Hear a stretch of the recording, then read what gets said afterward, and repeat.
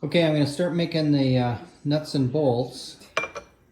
I've just gathered all of the ingredients here. Let me show you what I'm going to be putting in here. Some peanuts, some Cheerios, stick pretzels. The Cheerios and the stick pretzels combined, those kind of make the nut and the bolt part of the whole scenario. Chex Mix, rice, corn, and wheat.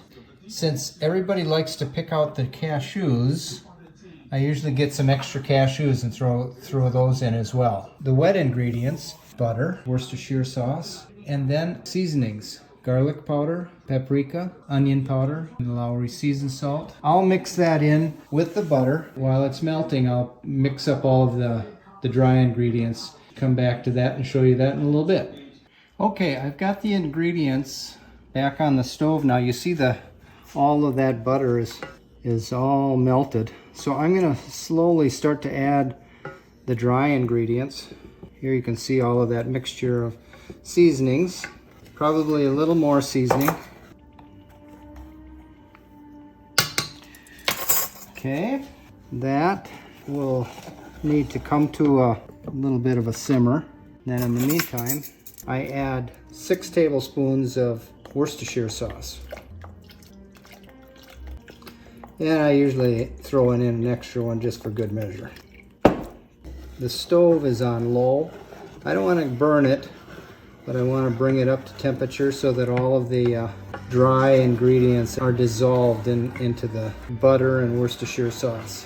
Over here, I've got 4 cups each of the Chex Mix, and then I've additional 4 cups of the Cheerios. I'm going to add in some of the stick pretzels, probably about a cup or 2, however much you like.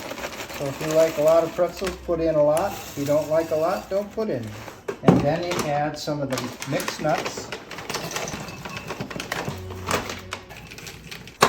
Then you just continue to kind of eyeball it, and if you need to add a little more or a little less, you just go ahead and do that.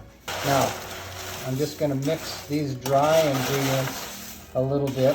While I'm waiting for this all to come together, I'm going to put my stove on. See, I'm going to put that down to 265. This is pretty close to being heated up enough, except one final ingredient that I want to put in there. Just a pinch of sugar. Doesn't take much, just a little bit, and give it a nice savory edge. Now I can tell it's just starting to it's kind of like a frothy hot chocolate. See how it's just starting to steam up a little bit and bubble up? I'm going to turn it down. That's just about where I want it. I don't feel any grittiness on the bottom of the spoon as I stir. When that steam rises, it just kind of makes my eyes burn a little bit, but that's just what I want. I just take the ingredients, pour them right over the top of all of my dry ingredients. At this point, if you say, hey, I've got too much liquid and not enough dry stuff, this is where you can kind of balance that out. But we want all of that good stuff in there. Nothing should stay on the side of the pan. Now we mix it up again. And here's when you try to coat everything. Nice coat over all of the Chex. If it's a little too wet, you can just add a few more dry ingredients. Whoop, something's going to end up on the floor. That's what happens. By the time you stir this for 2 hours, there's always going to be something on the floor.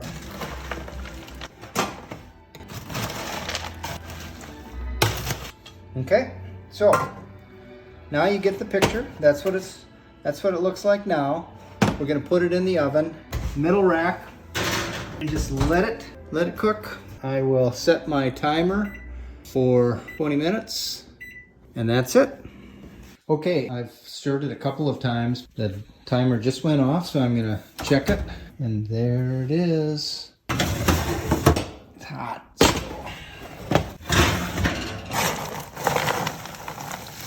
You can see how nice and toasty and golden brown it is.